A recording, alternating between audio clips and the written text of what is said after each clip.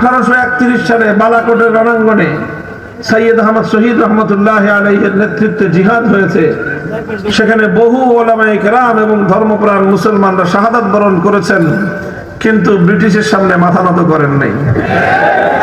এরপরে আবার 1857 সালে গোটা ভারতবর্ষ জুড়ে ব্রিটিশের বিরুদ্ধে ব্যাপক সংগ্রাম হয়, প্রতিরোধ সংগ্রাম গড়ে ওঠে এবং এই গোটা প্রতিরোধ সংগ্রামে ব্রিটিশের বিরুদ্ধে এই আন্দোলন, এই জিহাদে নেতৃত্ব দেন আলেম সমাজ।